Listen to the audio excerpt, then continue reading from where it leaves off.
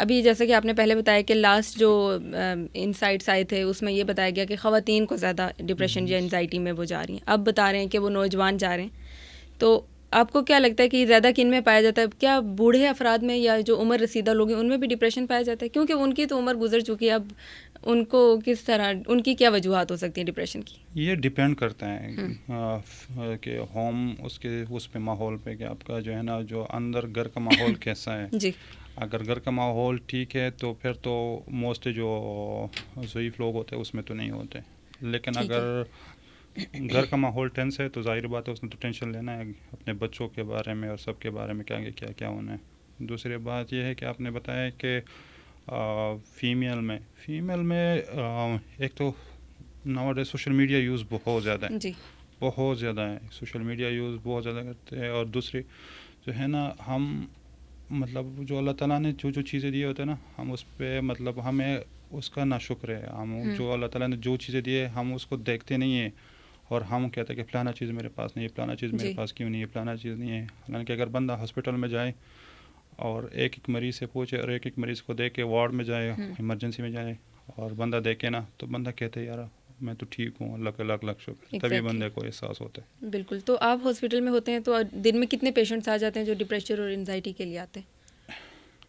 بہت زیادہ. میں کیا بتاؤں, میں تو ہاسپٹل کا نام بھی بتاؤں گا. فیمس میں جو ہے نا ایمرجنسی میں جاب کرتا ہوں تو میں تو ادھر موسٹلی جو 12 بجے کے بعد جو ہے نا مجھے موسٹلی جو ہے نا وہ ملتے ہیں یہ انزائٹی اور تو ڈپریشن. جو پیشنٹس آتے ہیں ان کو پتہ ہوتا ہے کہ ہمیں ڈپریشن یا انزائٹی ہے, یا وہ بس آ کے آپ کو سمٹمز بتاتے ہیں کہ ہمارے ساتھ یہ ایشو ہے؟ وہی سمٹمز بھی بتاتے ہیں اور کچھ لوگ ہوتے ہیں کہ ہمیں پتہ چل جاتا ہے کہ بغیر وجہ کسی کو درد نہیں ہوتا.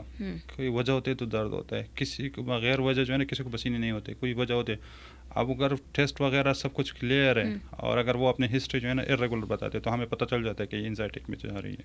اوکے. اچھا, اب دیکھیں ڈپریشن یا انزائٹی کی جب ہم بات کرتے ہیں تو ہمارے ذہن میں یہی آتا ہے کہ ایک ذہنی بیماری کہہ لیں یا آپ کا اس سے برین سے کنیکشن ہوتا ہے. جی, لیکن اس کے باڈی پر بھی اثرات ہوتے ہیں, جیسے کہ آپ نے بتایا سویٹنگ ہو جاتی ہے انزائٹی میں, آپ کو اٹیکس آتے ہیں, panic attacks, shivering, some thing like that.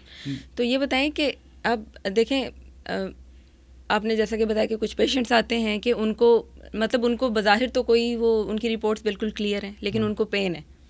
تو یہ کیا آپ کا برین سائیکی ہے کہ آپ کو مطلب کوئی مسئلہ نہیں ہے لیکن پھر بھی آپ کو فیل ہو رہا ہے کہ آپ کو پین ہو رہا ہے, یہ برین سائیکی ہے یا کیسے ان کو پین فیل ہوتا ہے؟ یہی تو سائیکولوجیکلی یہی تو سائیکیٹری ہوتے ہیں کہ آپ کو جو ہے نا ہوتے نہیں اور آپ فیل کر رہے ہو.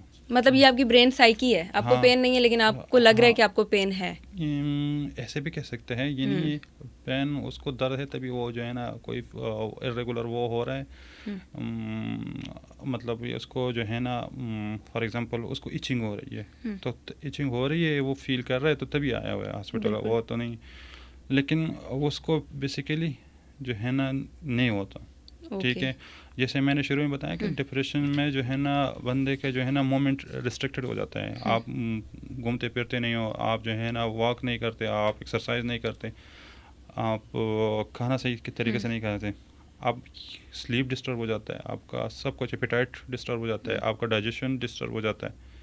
اگر یہ سب کچھ ڈسٹرب ہو جائے تو آپ خود دیکھ لیں, آپ کے 2-3 چیزیں جو ہے نا مطلب سلیپ اور روٹین, کھانا, ایکسرسائز, یہ 2-3 چیزیں ڈسٹرب ہو جائے تو آگے بندہ سوچے کیا ہو جاتا ہے بندے کے انسان کے ساتھ.